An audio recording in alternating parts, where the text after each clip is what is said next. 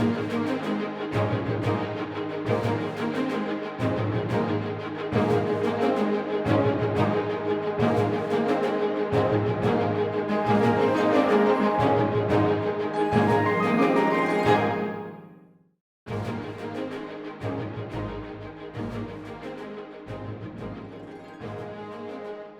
there, and welcome to Cybersecurity Today.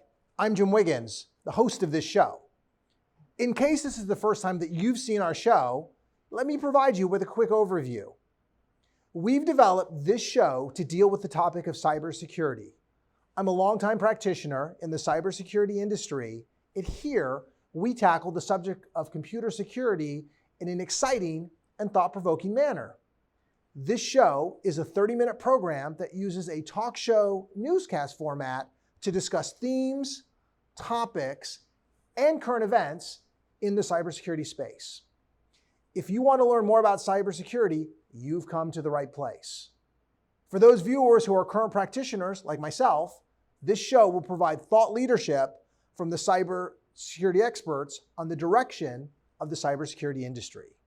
So we really focus on trying to serve a number of different stakeholder groups, from the beginner all the way to the subject matter expert.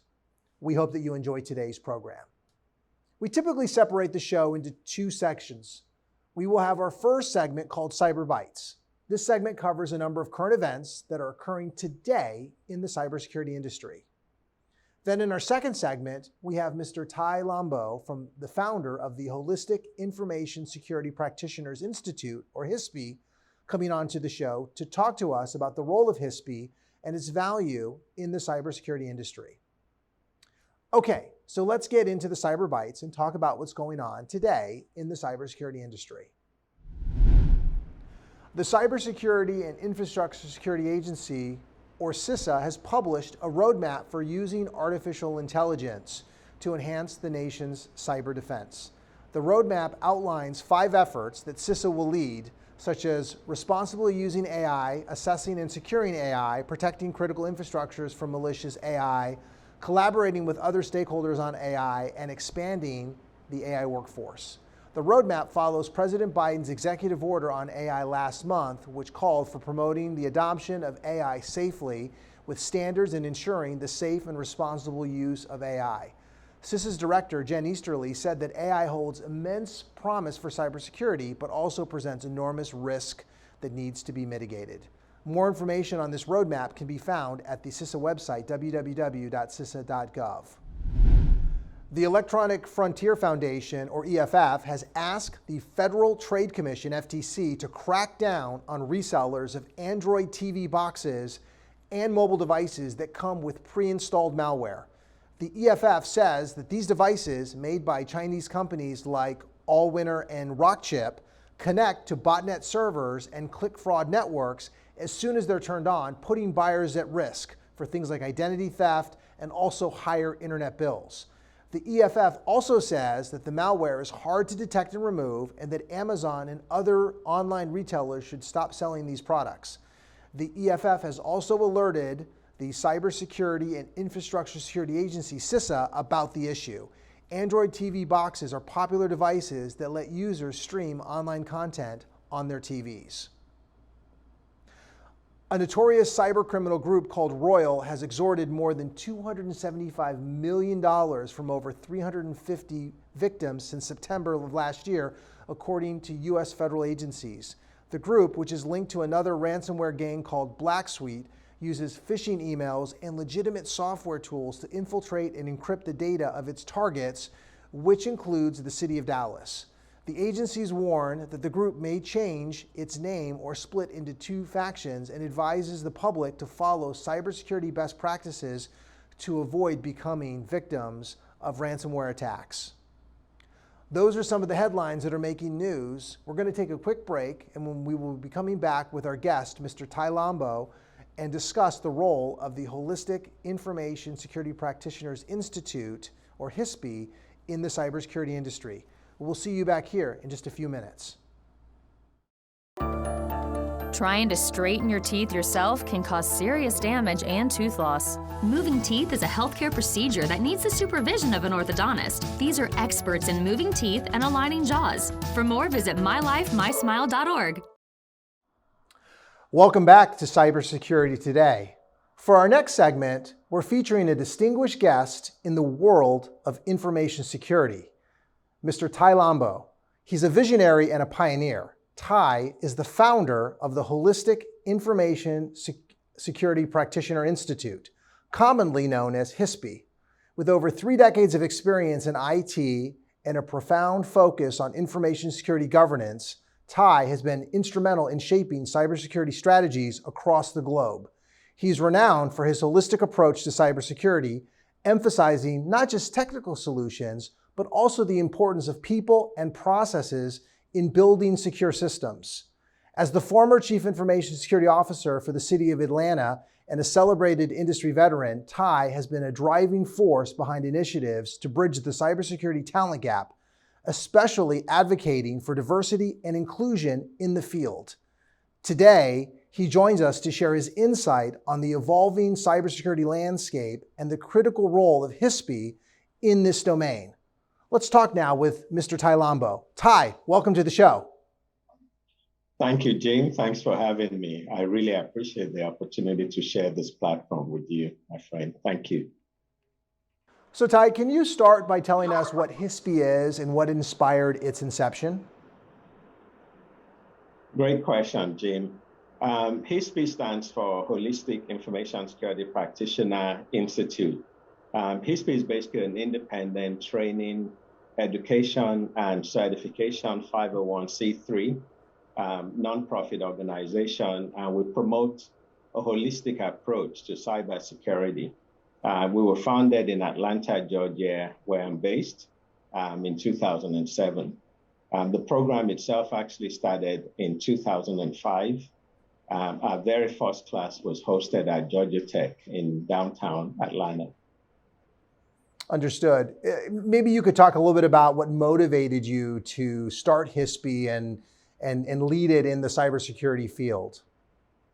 Great question. It really started with my background being the British standard 7799, which then became ISO 27000 series. So for those who may not be familiar, these are like global standards for information security and cybersecurity. So that's pretty much my background. I moved to Atlanta from the UK in 2002, and I found that there was a lot of silos in our information security industry. Cybersecurity is still a relatively new term, but at that time we called it information security. So I had all these different certifications, and I still kept singing that U2 song. I still haven't found what I'm looking for. So I saw the need to pretty much break down those silos. And when I say silos, different points of view that weren't really harmonized in the industry, and specifically related to cybersecurity and governance, risk, and compliance certifications. It just so happens that I was also working on a project for the state of Georgia, specifically Georgia Department of Revenue. We had 6 federal and state requirements that we had to meet, because obviously, as a revenue agency, in collaboration with the IRS, there were a number of mandates, as far as protecting, financial information, tax information. So we had to harmonize all these 6 different requirements, and ultimately that's what led to that. I had an epiphany about creating a program that teaches not only all the different frameworks and the point of view, but how to bring them all together. And that's really what started the journey of creating the HISP curriculum. And that whole process took 3 years, and we launched our very first class in Atlanta, Georgia, in 2005, specifically March 2005. And the rest is history, as they say. Understood. So with that kind of as the backstory, can you spend a couple of minutes and talk about how HISPI's approach might differ from the more traditional models? In other words, why is a holistic view, from your perspective, important when it comes to the cybersecurity industry? Great question again. HISPI's approach is very vendor neutral. So I come from the background of, earlier on in my IT career, which goes back 33 years, there were product-specific certifications, Microsoft, Novell, for those of us who've been around that long. And I think we suddenly realized that a lot of those vendors, even though they were doing great things in terms of helping folks to master their products, where we saw an opportunity was more vendor neutral certification, certifications that aren't trying to push a product. And so we felt that for this program to be truly holistic, it had to be vendor neutral, it had to be standards based as well as framework based. So I would say that's really what makes HISPI body of knowledge unique. We also promote and the harmonization, actually the implementation or adoption, as well as harmonization of these standards and frameworks and best practices, such as the ISO standard, NIST, National Institute of Science and Technology, DoD, there's a new standard called CMMC, which the DoD as well as the Cyber AB are trying to bring to market for their supply chain. Other frameworks from groups like ISACA, like COSO, which is the Committee of Sponsoring Organizations for Enterprise Risk Management and Corporate Governance. So I think what makes us unique, I always say, is that we don't reinvent the wheel. We just take what's already out there from a standard standpoint and framework standpoint, and we teach them different point of view, and we show how you can actually harmonize them and end up having the best of breed, right? Without duplicating efforts and taking the siloed approach. So it's a truly holistic approach, but it's approaching things more from a standards, frameworks, as well as business standpoint, as opposed to technical.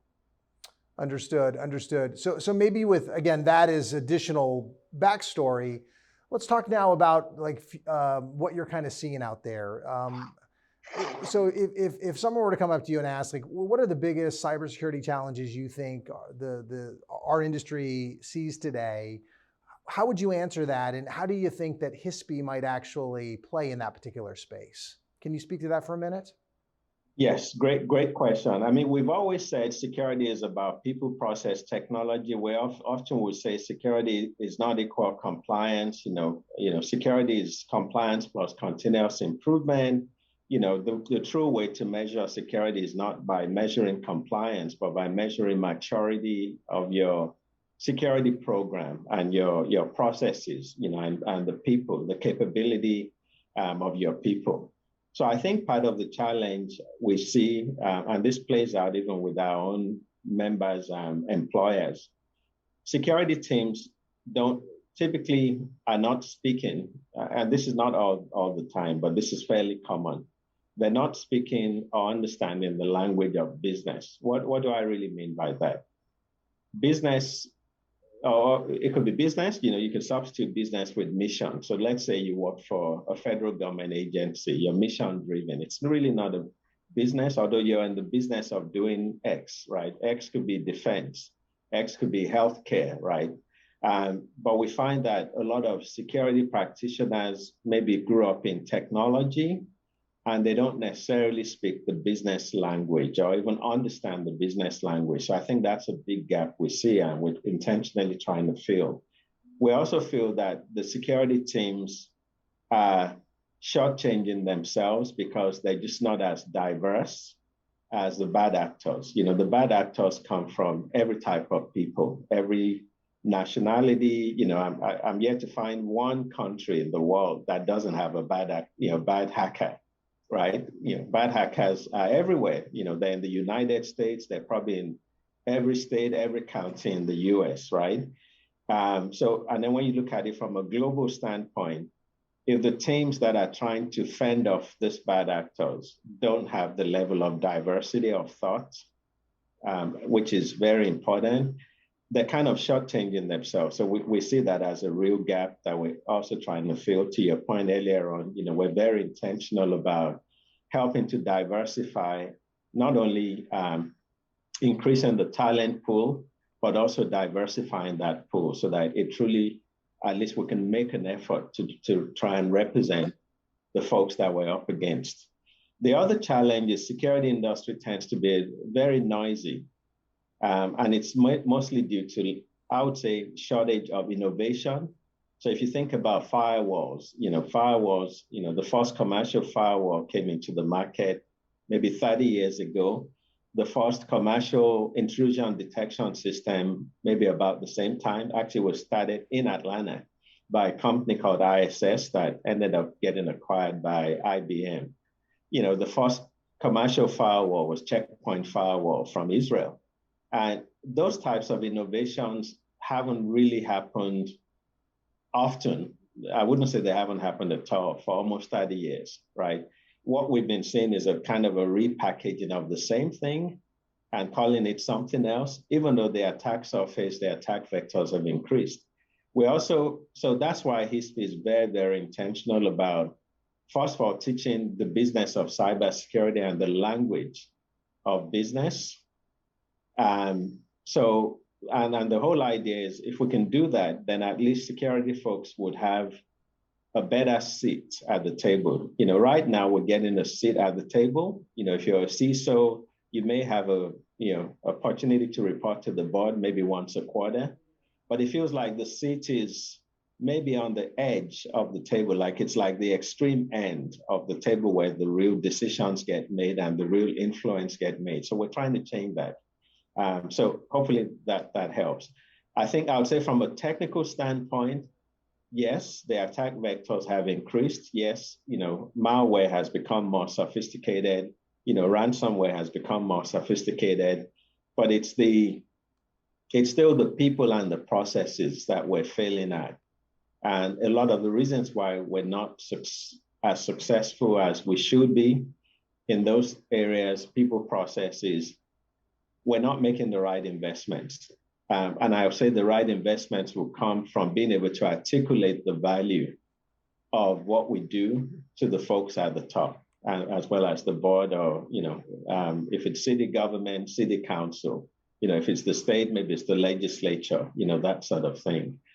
So hopefully that answers your question, Jim. No, it does. Very, very comprehensive. Thanks.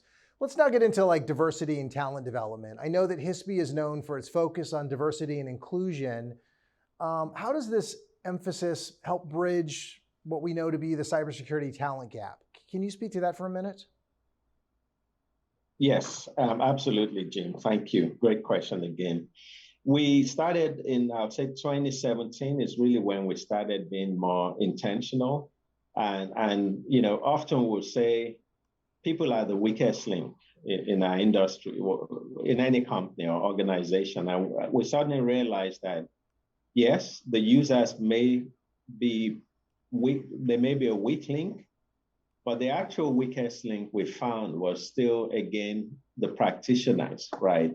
The practitioners not being armed to understand how to, I would say, package the security message and translate that to the business side of things. So we said, okay, we're going to start focusing on people who don't have technical backgrounds, right? So we have folks who have English majors, right? Or they have food science backgrounds or logistics, right? Travel, flight attendants, in the travel or airline industry. And what we found is a lot of those folks bring some, what I call life skills that are transferable to our industry. And in many cases, we're actually generally lacking those skills, right? So a good example is we had a flight attendant, 27 years as a flight attendant, recently went through our program in the past year. And she's now part of the security team for one of the major airlines. And she's one of their top performers on her team because she's brought all these transferable skills as a flight attendant to now being part of the cybersecurity team. And that's just one example out of dozens, right? Or maybe even hundreds. So we said, okay, we're going to focus on underserved groups. And we know, generally speaking, it's ethnic minorities, veterans, and women are typically underserved or underrepresented in our industry. What we found was that you take those folks through immersive training program, typically 30 days to 90 days. And then there's a phase 2, which involves one-on-one mentoring by a security leader, ideally a CISO, a virtual CISO. They do some research work, typically unpaid remote research, on just understanding the root cause of security incidents. So we call it the security breaches matrix, where we actually analyze publicly disclosed high-profile breaches, and we figure out what the control weaknesses, as well as what could have prevented the breach, right? And we map those to the ISO standard. So we actually have controls within the ISO standard that we said, okay, if they had implemented that control or matured that control, they probably would have prevented the breach or reduced the probability of that breach happening. So by taking these cohorts through such a, I would say, immersive learning experience, they do that for like 3 months while they're being mentored, while their career roadmap is being planned. Within 3 months, they start a paid apprenticeship, all remote, all fractional. They're shadowing somebody like me as a virtual CISO or enterprise CISO. What we found is within 12 months of the program, they're gainfully employed. So folks who barely made above minimum wage in the past, suddenly they're getting job offers paying close to 6-figure salary, right? The national average for entry-level jobs is 104,000.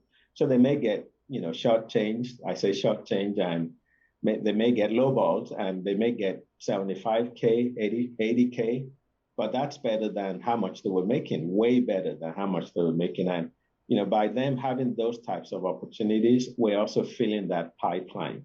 500,000 unfilled jobs in the US, I think 3.5 million worldwide by 2025. So we're gradually filling that pipeline, but we're also filling that pipeline with folks who really have something to offer, right? Because of the life skills that they bring to our industry. So we've been very, very successful at doing that. But the whole idea is not only give them a path into getting into an entry-level role, but also position them to be an extraordinary cybersecurity leader down the road. And we've been really, really successful at that. Understood. I guess my next question is going to focus on potential future initiatives. When you look into your crystal ball for HISPI, what kind of initiatives do you envision in the coming years that the organization might get involved with? Any comments? Great question. So I would say we're still going to be focused on the diversity, equity, and inclusion. We have the outreach called the Cyberist outreach. So if you go to the website, you'll be able to learn more about that. So that's a 2030 vision. Our goal is 10,000 of those folks to go through at the minimum our phase 1. And maybe a fraction of them would end up continuing to phase 2, depending on how much sponsorship we're able to get. And in some cases, we have corporate sponsors like Cybersecurity. But I think one area that we've suddenly started focusing on is AI, because that's so topical, right? Everybody's talking about AI. So in April, we actually started a think tank for safe and secure AI, right? So safe, secure, responsible, actually trustworthy. We replaced that with trustworthy AI. So we have a think tank called Project Cerebellum. So if you go to the HISPI website, you'll be able to find the link to that. And the think tank is maybe about 40 people right now. And it was only started just a little bit over 6 months ago. So we're producing some, I would say, open source deliverables. We have a trusted AI model, which is based on the NIST AI risk management framework, as well as the ISO standards. There's about 6 standards, including the NIST AI risk management framework. So we're trying to harmonize all this. You can go to the website, projectcerebellum.com. You can download it from the website. But I think one of the things we're really trying to do is provide more leadership. So cybersecurity people, I saw us do this with cloud. We were so on the fence about cloud in general, right? I'm speaking in general. And we suddenly realized after the CIO came to us and said, hey, the CEO read something in the Wall Street Journal or Economist and said, oh, we're moving to the cloud next month, we realized the train's already left the station.